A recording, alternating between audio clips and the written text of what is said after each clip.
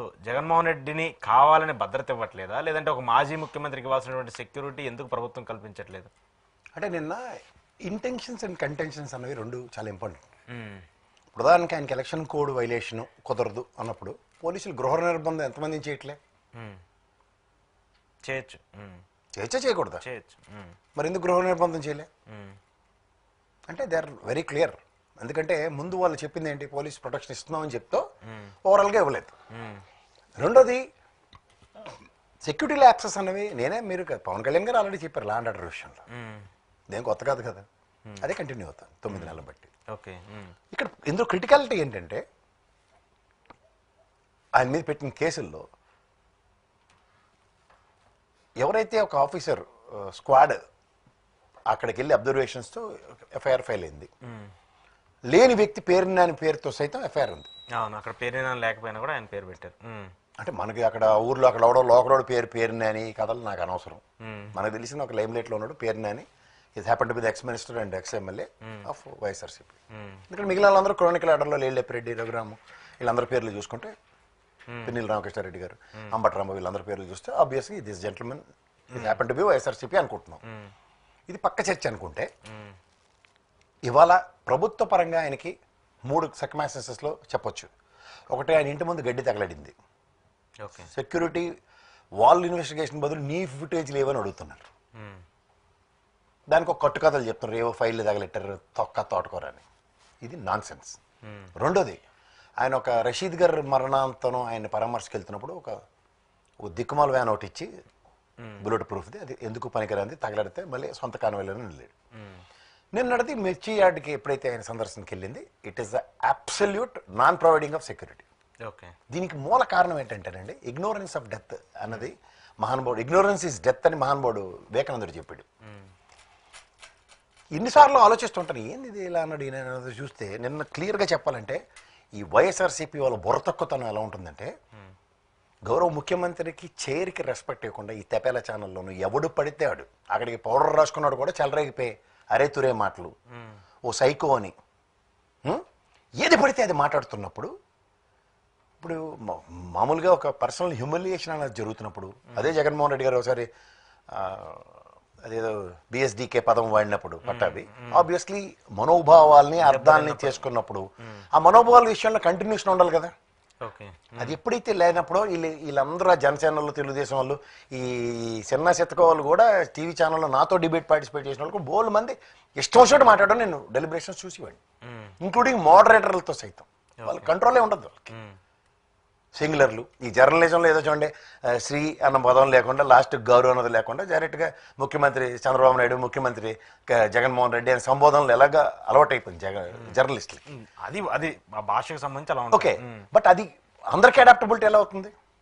సరే, కొంతమంది జర్నలిజం చదువుకున్న వాళ్ళు లేకపోతే విశ్లేషకులు వీళ్ళు మాడారు, ఓకే అది తీయండి పక్కకి. బట్ ఒక అధికార ప్రతినిధి స్థానంలో ఉన్న వాళ్ళకంటే రాజకీయానికి సంబంధించిన టెరిటరీయే కదా. ఆ టెరిటరీలో ఉన్న వాళ్ళు కూడా they have never bother to give respect to the chair. ఇది వాళ్ళు టోటల్గా ఇగ్నోర్ చేశారు. చేసినప్పుడు they have taken it as granted. అప్పుడు ఏమవుతుంది, దాని పర్యవసనాల్లో మీరు నేను మాట్లాడుకుంటున్నాం చర్చలో ఆయన మాజీ ముఖ్యమంత్రి అని. ఈ రోజు కూడా వాళ్ళకి ఒకప్పుడు 5 ఏళ్ళ ముఖ్యమంత్రి అని, ఇప్పుడు మాజీ ముఖ్యమంత్రికి అపోజిషన్ స్టేటస్ ఉంటే మీరు ఇచ్చేది ఆబ్వియస్గా క్యాబినెట్ హోదా ఉన్న మంత్రికి ఇచ్చే సెక్యూరిటీ ఉంటుంది. కానీ అది కూడా ఇవ్వకుండా చేస్తున్నారంటే, మా ఇల్లు ఇక్కడ బేగంపేటలో ఉన్నప్పుడు రోసయ్య గారు మాజీ ముఖ్యమంత్రి, ఆయనకు ఒక కాన్వాయ్ ఉండేది, ఎప్పుడు బేర్ మినిమం కాన్వాయ్ ఉండేది. అవి కూడా ఏమి లేకుండా అసలు వాట్ ఈస్ దిస్? అంటే ప్రభుత్వం ఇవ్వట్లేదని చెప్తున్నా, ఇంటెన్షనల్ గా కావాలని ఇవ్వట్లేదు, ఇంటెన్షన్ గా కావాలని చేయలే. ఇప్పుడు ఎప్పుడైతే అది జరుగుతుందో, ఇప్పుడు చిన్న చితక గ్యాదరింగ్కే 10 మందిని పోలీసు వాళ్ళు పెడతాం సార్. ఇప్పుడు ఇదే జగన్మోహన్ రెడ్డి ప్రభుత్వంలో మీరు చూసుకుంటే చంద్రబాబు గారికి ఎక్కడికి ఉన్నా సరే ఎప్పుడైనా పోలీసులు లేకుండా ఉన్నారా? నేను మీరు కూడా కాదు, అంగల్లో జరిగిన దాంట్లో పోలీసులనే చంద్రబాబు గారు ప్రేరేపించిన విధానం మర్చిపోయాము మనం. These are all known facts కదా. సో ఇక్కడ ప్రైమా ఫేస్గా బేర్ మినిమం. ఇప్పుడు ఎందుకు ఆ గవర్నర్ దగ్గరికి టైం వేస్ట్? అసలు ఆ గవర్నర్ దగ్గరికి వెళ్ళడం అంత బుద్ధి తక్కువ పని ఇంకోటి ప్రపంచంలో ఏమి ఉండదు. అసలు టైం వేస్ట్ అసలుకి. ఈ పొలిటీషియన్లు ఆ గవర్నర్ చుట్టూ తిరగడం అంత బుద్ధి తక్కువ పని ఇంకోటి ఉండదు. ఏమీ చేయలేడు, ఏమీ చేత కాదు, ఏమీ చేయలేడు. 2 ఉంటాయి. పై నుంచి ఏమైనా డైరెక్షన్ నుండి అల్లరి పెట్టండి గవర్నమెంట్లు అంటే తప్ప వాళ్ళకి పవర్లు యాంటీనాలు రావు. అంటే టైం వేస్ట్ ఏముంది? వాళ్ళు వెళ్ళారు ఆల్రెడీ వైసీపీ వాళ్ళు కేంద్ర మంత్రికి ఇక్కడ ఖాళీగా ఏ పని చేయని వాడికి అలా టాస్క్ ఇచ్చి పంపిస్తారు. గవర్నర్కి వెళ్ళి ఆడుకుంటారని కాసేపు కేంద్రం దగ్గరికి వెళ్ళారు కదా సార్. మిథున్ రెడ్డి లేఖ రాశారు, రేపు పెళ్లి కలుస్తున్నారు, పార్లమెంట్ ఎంపీలు అందరూ వెళ్ళి సెక్యూరిటీకి సంబంధించి అయిపోయిన పెళ్లికి బాధ్యాలు కొడితే ఏం వాళ్ళు సార్. హెన్స్ ఫోర్త్ ఏమైనా కార్యాచరణ ఇక నుంచి ఇంక ముందైనా ఇవ్వాలి కదా, ఇక ముందైనా ఇవ్వాలి కదా. ఎవరండి వాళ్ళు ఒకటే ఎన్డీఏ కూటమి అంటున్నారు, లేకపోతే ఇంకా వేరే పేరు పెట్టారు దానికి గవర్నమెంట్ కి చెప్పండి. ఎన్డీఏ కూటమే మరేముంది కానీ ఎన్డీఏ కూటమి అలాగదండి మళ్ళీ అనమాట. ఎన్డీఏ కూటమి ఇక్కడ ఉందా లేదు చెప్పండి. ఉంది, పైన ఉన్నది ఎన్డీఏ కూటమే కదా. ఎన్డీఏ కూటమి ఇక్కడ పని చేయట్లేదు, ఎన్డీఏ కూటమి కంప్లీట్ ఇస్తే ఎవడండి అలా గవర్నర్ ఆఫీస్కి వెళ్ళినట్టే ఉంటుంది. అంటే ఎవరా సెక్యూరిటీ ఎవరు వాళ్ళు డిసైడెడ్ అది. అంటే ఇప్పుడు ఆ టాస్క్ ఏంటంటే జగన్మోహన్ రెడ్డిని రాజకీయాలు లేకుండా చేసేద్దాం అన్న టాస్క్ తో పనిచేస్తారు వాళ్ళు. అలా సూర్యుడు అలా కోడాలని చెప్పాడు చూడండి, సూర్యుడు ఎండ పెట్టినట్టు ఆ ప్రయత్నంలో ఉన్నారు. కానీ అంటే 9 నెలలు బట్టి ఆడుకుంటుంది అదే. ఏముంది అప్పుడు జగన్ ప్రైవేట్ సెక్యూరిటీని పెట్టుకుంటాడు, ఇక అలాంటి తప్పదు అనుకున్నప్పుడు. అది నేను ఆ పాటే పని ఆ ల్యాండ్ అప్రెంట్ కూడా చేశాడు. తాడిచ్చే 4 నెలల డీటెయిల్ అండి అవుతుంది సార్. అది జన సమూహాలని ఒక వ్యక్తి చుట్టూ ఇప్పుడు పవన్ కళ్యాణ్ గారిని సింగులర్ గా పోలీసులు లేకుండా వదలండి, జనాలు కంట్రోల్ చేయలేరు. There all people leaders. ప్రజల్లోంచి వచ్చిన నాయకులకి ఇప్పుడు చిరంజీవి అటువంటి బయటకు వచ్చాడు అనుకోండి, జనాలు ఆటోమేటిక్గా పడిపోతారు వాళ్ళ మీద.